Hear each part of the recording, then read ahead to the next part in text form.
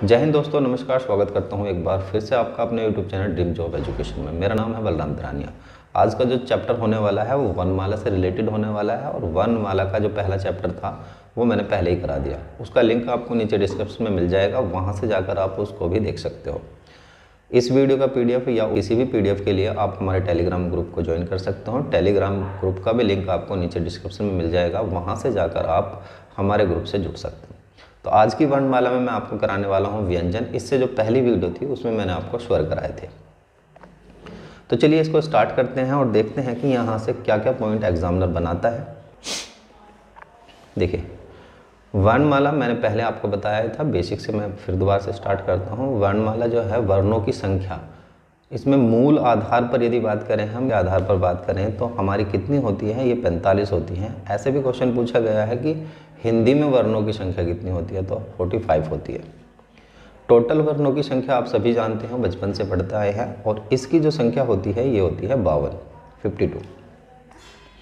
यहाँ वर्णमाला के भाग की बात करें तो वर्णमाला के भाग में देखिए 11 तो स्वर होते हैं, ये मैंने पिछली वीडियो में भी आपको बताया है, और व्यंजनों की संख्या 33 होती है। आपने 33 ही मार्क करके आनी है, क्योंकि अलग अलग बुक्स के अंदर ये अलग अलग डाटा आपको मिल सकता है देखने के लिए। तो 33 क्यों होते हैं? 33 दरअसल वो होते हैं जिनको हम मूल रूप में स्वरों की सहायता से बनाते हैं। और आपने पढ़ा भी होगा, देखिए बचपन से पढ़ता है, व्यंजनों की परिभाषा ही ये है कि व्यंजन जो है किसके मेल से बनते हैं? स्वरों के मेल से बनते हैं। तो स्वरों के मेल के बिना व्यंजन नहीं बनते। क्या ऐसा है कि सारे व्यंजन स्वरों के मेल से नहीं बनते? ऐसा नहीं है। कुछ व्यंजन ऐसे भी हैं जो मतलब कि स्वरों के व्यंजनों के मेल से ही बनते हैं, और कुछ व्यंजन हमने आगत भी लिए हैं जो हमने किसी और लैंग्वेज से उठाकर अपनी लैंग्वेज में रखे हैं। तो किस किस तरह से एग्जामिनर क्वेश्चन बनाता है, हम इन सब चीज़ों को यहाँ पर पढ़ लेते हैं, देख लेते हैं। तो देखिए यहाँ पर मूल व्यंजनों की संख्या कितनी है? 33। क्योंकि देखिए यदि यहाँ पर देखिए मैं क्या लिख देता हूँ, तो क्या के अंदर जो है वो आपको मिलने वाला है स्वर। स्वर कैसे मिलेगा? यदि मैं इसको हलंत लगा देता हूँ तो ये आधा अक्षर हो जाएगा, और इसमें यदि ए प्लस कर दूंगा तो ये पूरा अक्षर कै कहलाएगा। तो हम ये कह सकते हैं मूल व्यंजन स्वरों के मेल के बिना नहीं बन सकते। अभी देखिए यहाँ पर 33 और 11 ये हो जाते हैं आपके 44। तो इसमें यहाँ पर 52 अक्षर है। अब ये 52 अक्षर कैसे कैसे और कहाँ कहाँ से आए हैं और इनको क्या क्या चीज़ कहा जाता है, हम इन सब चीज़ों को ध्यान से पढ़ लेते हैं। देखिए यहाँ पर स्पर्श व्यंजनों की संख्या यदि आपसे पूछता है, संख्या से जब क्वेश्चन बनाएगा तो इसी टाइप से बनाएगा। स्पर्श व्यंजनों की संख्या कितनी होती है? तो ये 25 होती है। अंतस्थ व्यंजनों की संख्या 4 होती है। उष्ण व्यंजनों की संख्या भी 4 होती है, संयुक्त की भी 4 होती है। तो यदि आपसे संख्या से रिलेटेड कोई क्वेश्चन बनाता है, डिजिट से रिलेटेड कोई क्वेश्चन बनाता है, तो इसी टाइप से पूछता है कि ये बताइए अंतस्थ व्यंजनों की संख्या कितनी है। यहाँ पर अनुनासिक व्यंजन पूछ लेता है, अनुनासिक या नासिक के व्यंजन कौन से होते हैं और उनकी संख्या कितनी होती है? तो ये 4 होती है। उत्क्षिप्त व्यंजन, ये इनकी संख्या 2 होती है। इसके अंदर जो नए व्यंजन है, कई बार क्वेश्चन बना है यहाँ से भी कि नए व्यंजन कौन कौन से जोड़े गए हैं, तो आपने बड़े ध्यान से पढ़ना है।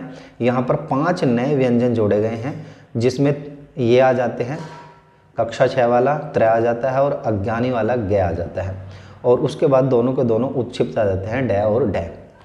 तो ये व्यंजन हमारे नए जोड़े गए हैं। और क्या क्या पॉइंट एग्जामिनर बनाता है यहाँ पर, ये आपने ध्यान करना है। देखिए यहाँ पर मैंने जो पिछली वीडियो थी उसमें आपको स्वर के अंदर बताया था कि ये स्वरों की कैटेगरी में रखा जाता है लेखन के आधार पर, लेकिन आपने थोड़ा सा ध्यान करना है। कई बार यदि आपसे क्वेश्चन ऐसा बन जाता है, न तो स्वर और न ही व्यंजन है, तो वे ये अनुनासिक ही आ जाएंगे, ये दोनों के दोनों अनुनासिक के व्यंजन, अंग और अह वाला जिसमें विसर्ग लगता है और चंद्र बिंदी लगाते हैं, जिसकी वे दोनों ना तो हम कैटेगरी में इसको व्यंजन की रखते हैं और ना ही स्वर की रखते हैं। चलिए आगे बात करते हैं। तो आगे सभी की कैटेगरी को जान लेते हैं, किस किस प्रकार से कौन कौन सी कैटेगरी बनी है।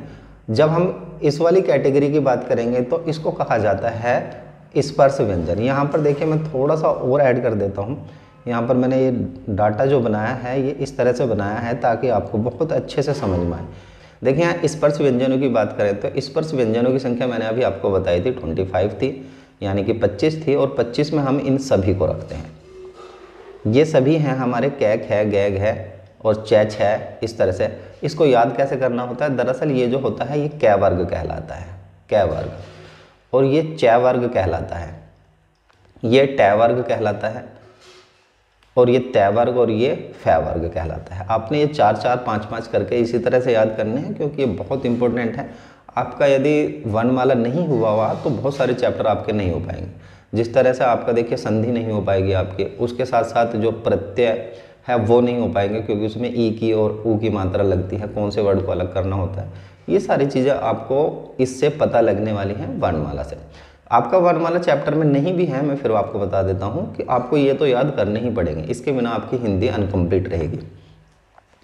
चलिए आगे बात करते हैं। तो ये जो मैंने रेड कलर से किया है यहाँ पर, ये आप देख सकते हो नीचे तक, इसको कहा जाता है अनुनासिक्य व्यंजन। अनुनासिक्य व्यंजन या नासिक्य व्यंजन कहा जाता है। तो इन वर्गों में लास्ट के जितने भी वर्ग हैं, जितने भी वर्ड हैं, यहाँ पर देखिए जो वर्ण हैं, ये सब क्या कहलाते हैं? अनुनासिक व्यंजन। तो यहाँ पर कै वर्ग का देखिए, यहाँ पर ये वाला वर्ड आ जाएगा, यहाँ पर ये वाला वर्ड आ जाएगा, और यहाँ पर न आ जाएगा, और यहाँ पर ये आ जाएगा, और यहाँ पर ये आ जाएगा। तो इन वर्गों में लास्ट के अक्षर को हम क्या कहते हैं? अनुनासिक्य व्यंजन कहते हैं। आगे बात करें, देखिए य, रै, लै, वै, इनको कहा जाता है अंतस्थ व्यंजन। अंतस्थ व्यंजन की कैटेगरी में हम य, रै, लै और वै को रखते हैं। उसी तरह आगे सै, सै, सै, इनका क्रम ही देखिए ये है, सै ये होता है, उसके बाद ये वाला सै आता है, फिर ये, और उसके बाद है आता है, यानी कि तीनों सै और उसके साथ साथ ये है, इसको रखते हैं हम उष्ण व्यंजन की कैटेगरी में। उष्ण क्यों रखते हैं? क्योंकि इनको बोलने में जो उच्चारण होता है उसमें ऊष्मा बाहर निकलती है, इसीलिए हम इनको किस कैटेगरी में रखते हैं? उष्ण व्यंजन की कैटेगरी में रखते हैं। आगे बात करें तो आगे ये आ जाते हैं 3 4 अक्षर, यहाँ पर आ जाएगा कक्षा श वाला। दरअसल इनको हम कहते हैं संयुक्त व्यंजन। संयुक्त व्यंजन क्यों कहा जाता है संयुक्त व्यंजन? क्योंकि ये व्यंजनों के मेल से ही बनते हैं। कैसे बनते हैं? देखिए पहला अक्षर यहाँ पर आधा होगा, आधे अक्षर में यदि आप ये वाला सै लगा दोगे, षटकोण वाला सै लगा दोगे, तो ये कक्षा वाला छ बन जाएगा। उसी तरह त्रय की बात करें तो यहाँ पर आधा तय लगा होता है, यानी कि हलंत वाला तय लगा होता है, स्वतंत्र व्यंजन होता है, और उसके साथ साथ यदि इसमें रै जोड़ देते हैं तो ये त्रय हो जाता है। ज्ञानी की बात करेंगे, जो ज्ञानी में यूज किया जाता है, तो उसके अंदर जय होता है और जय के साथ अइया होता है, और इससे बन जाता है हमारा गै ज्ञानी वाला अक्षर। श्रवण की बात करेंगे, जो श्रवण में यूज होता है, ये अक्षर की बात करेंगे तो इसके अंदर स होता है, जो बड़ा श होता है, बड़े श को हम आधा लगाते हैं और उसके साथ साथ रै लगा देते हैं, तो ये श बन जाता है श्रवण वाला। चलिए तो आगे बात करते हैं। आगे बात करें तो जो ड और ढ होते हैं, इनको कहा जाता है उत्क्षिप्त व्यंजन। अब ये कहाँ पर आते हैं? तो देख लीजिए ये कहाँ पर आते हैं। ये व्यंजन ड और ढ जो हैं, ये हमारे व्यंजन हैं, और ये इस कैटेगरी में रखे जाते हैं, यहाँ पर रखे जाते हैं।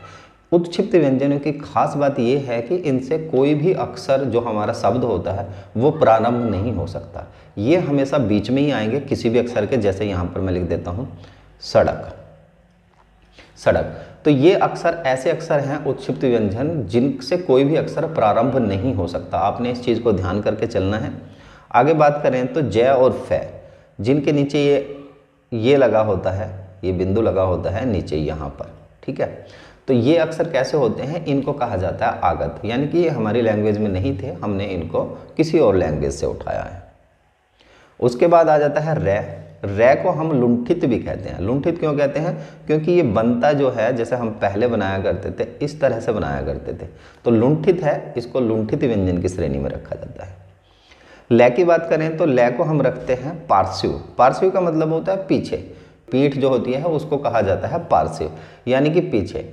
ये दरअसल सभी जितने भी मैं आपको व्यंजन करा रहा हूँ, ये उच्चारण स्थान के हिसाब से ही इनका नाम दिया गया है। तो पार्श्व, जब जीभ उल्टी होकर पीछे लगती है तो उल्टी जीभ से बोले जाने वाला अक्षर कौन सा है? लै है। आगे बात करते हैं, आगे आ जाता है य और वै।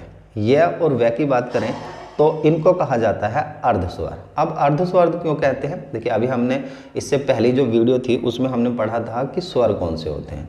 तो स्वरों में हमने जाना था कि इनका उपयोग होता है किस चीज़ में? इनका उपयोग होता है व्यंजनों को बनाने में और स्वतंत्र मात्राओं के रूप में। तो यहाँ पर य और वै हमारे अर्धस्वर हैं। कैसे हैं? जैसे मैं यहाँ पर लिखता हूँ एक शब्द कविताएं, कविताएं, कविताएं। अब देखिए यहाँ पर ये ए लगा हुआ है, इस टाइप का ए लगा हुआ है, इसके जगह मैं इस य को भी यूज कर सकता हूँ, यानी कि कविताएं ऐसे लिख सकता हूँ, कविताएं, तो ऐसे भी लिखा जाता है कविताएं। तो जब हम इस, ये देखिए आप जानते होंगे ये स्वर है और ये व्यंजन है, तो इसलिए इसको अर्ध, इसकी जगह हम इसको यूज कर सकते हैं। उसी तरह यहाँ पर है एक शब्द ये कोवा,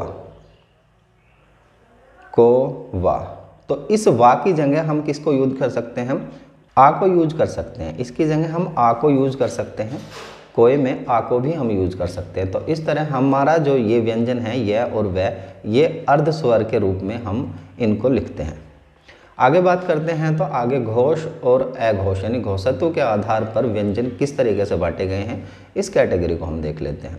देखिए कैक है, गैग है, ये सारा पॉइंट बनाया गया है। यहाँ पर मैंने 2 कलर से इसको बनाया है।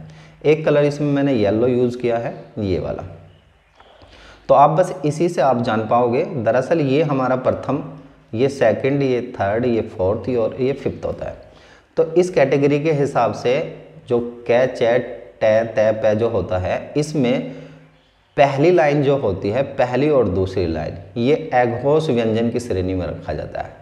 घोषत्व के आधार पर अघोष व्यंजन की श्रेणी में रखा जाता है। और उसके साथ साथ अघोष किसको रखते हैं हम, यहाँ पर स तीनों के तीनों है छोड़ देंगे इसमें, जो उष्ण व्यंजन होते हैं, उष्ण व्यंजनों का, देखिए उष्ण व्यंजनों में जो हम तीनों स इनको रखते हैं, और उसके साथ साथ जो आगत अक्षर हैं हमारे, उनको भी हम कै और फै को किस में रखते हैं, अघोष में रखते हैं। उसके बाद ये जो नीले कलर में की गई है थर्ड पेयर, फोर्थ और 5, इन पेयर को हम रखते हैं देखिए सघोष की श्रेणी में। और सघोष देखिए यहाँ पर मैंने आपको ये सारी चीज़ें बिल्कुल अच्छे से बताई हैं। यहाँ पर आप देख सकते हो सघोष में हम किस किस को रख सकते हैं। तो यहाँ पर ये जो पूरा ब्लू कलर का पेयर है, थर्ड, फोर्थ और फिफ्थ, गैक है, गै, और उसके बाद यहाँ पर ये सारे के सारे, और उसके साथ साथ है और उसके साथ ही उच्छिप्त व्यंजन जिनसे कोई अक्षर प्रारंभ नहीं हो सकता, उनको भी हम सघोष की श्रेणी में रखते हैं। उसके बाद य, रै, लै, वै, इनको अंतस्थ व्यंजनों को भी हम किस में रखते हैं, सघोष में रखते हैं। आगे बात करते हैं प्राण के आधार पर, वायु प्राण के आधार पर जो व्यंजन होते हैं उनको किस किस कैटेगरी में बांटा जाता है। तो यहाँ पर आप देख सकते हो, यहाँ पर मैंने ये भी इसी कलर से किए हैं। यहाँ पर पीला कलर है, जो पीले में first pair, second, third, fourth और फिफ्थ पेयर। इसकी बात करेंगे तो इसमें पहला, तीसरा और जी 5वां पेयर, ये कहा जाता है अल्प प्राण व्यंजन के रूप में। इसको हम किस रूप में लिखते हैं, अल्प प्राण। यदि आपसे पूछता है कोई अक्षर, ये अक्षर आपको याद करने पड़ेंगे। अल्प प्राण अक्षर कौन सा है, वर्ण कौन सा है, तो ये आपको बताना होगा। उसके बाद अंतस्थ व्यंजन जो होते हैं, इनको हम किस में रखते हैं, अंतस्थ व्यंजनों को रखते हैं हम अल्प प्राण में। और उसके साथ साथ उच्छिप्त व्यंजन का एक अक्षर, ये वाला ढ, इसको हम रखते हैं अल्प प्राण की श्रेणी में। उसके बाद ये जो नीले अक्षर से किए गए हैं सेकंड पेयर और फोर्थ पेयर, सेकंड और फोर्थ पेयर को इसको रखते हैं, इसको हम रखते हैं महाप्राण की श्रेणी में। तो ये कहलाते हैं हमारे महाप्राण। और उसके साथ साथ ये जो ढ है, उच्छिप्त व्यंजन का एक अक्षर, इसको भी हम किस में रखते हैं, अल्प प्राण की श्रेणी में रखते हैं। उसके साथ साथ उष्ण व्यंजन के 2 अक्षर हैं, जिसमें स और ये वाला स, षटकोण वाला स, इनको हम किस में रखते हैं, इनको भी अल्प प्राण की श्रेणी में रखते हैं। आगे बात करते हैं उच्चारण के आधार पर, क्योंकि मैंने आपको इससे पहले जो वीडियो थी उसमें मैंने आपको कराया था स्वरों का उच्चारण स्थान। इसमें मैं आपको इसके उच्चारण स्थान भी करा देता हूं, ताकि आपका कोई भी क्वेश्चन एग्जाम में ना रहे। देखिए कंठ, यहाँ पर जो है उच्चारण स्थान, बोलने के उच्चारण के स्थान से एग्जामिनर क्वेश्चन बनाता है, और कौन सा जो वर्ण है वो कहाँ से बोला जाता है। देखिए यहाँ बात करें कंठ की, कंठ से जो अक्षर बोले जाते हैं, तो कै वर्ग का ये 4 अक्षर, शुरू के 4 और ये 5वां अक्षर है। थोड़ा सा मार्कर सही से नहीं चल पा रहा है, ये वाला। तो ये अक्षर हम किस में रखते हैं, उच्चारण स्थान के हिसाब से कंठ में रखते हैं। तालवे की बात की जाए तो तालवे में च वर्ग के 4 अक्षर और उसके साथ साथ ये आगत अक्षर और उसके साथ साथ य और श को रखते हैं। मूर्धन्य की बात करें तो मूर्धन्य जो होता है, यहाँ से बोला जाता है ट, ठ, ड, ढ। ये 4 अक्षर रखते हैं शुरू के ट वर्ग के, और उसके साथ साथ ये उष्ण व्यंजन का श। दंत की बात की जाए तो त, थ, द, ध, इन 4 अक्षरों को हम किस में रखते हैं, दंत। उच्चारण सा। होस्ट की बात करें यानी कि होस्ट से जिसका उच्चारण होता है तो पै फै बै भै, इन अक्षरों को हम किस में रखते हैं? होस्ट में रखते हैं। वर्तस्य में रखते हैं हम रै और लै को, तो ये दो अक्षर हमारे रै और लै इसमें रखे जाते हैं। काकल्य में रखा जाता है, जो है अक्षर है काकल्य से बोला जाता है। दंत और होस्ट के मेल से कौन से अक्षर बनते हैं? तो वै और फै हमारे दंत, ये आगत वाला है फै, इन दोनों को हम रखते हैं दंत और होस्ट के मेल से बोले जाते हैं। तो आपने इन चीज़ों को याद रखना है, ध्यान रखना है, और बड़े आराम से आपकी इस वीडियो को देखने के बाद कोई भी क्वेश्चन, इससे पहले जो वीडियो आपने स्वर की देखी उससे भी कोई क्वेश्चन नहीं रहेगा, और इस वीडियो को देखने के बाद भी आपका कोई क्वेश्चन नहीं रहने वाला। मिलते हैं नेक्स्ट वीडियो में। धन्यवाद।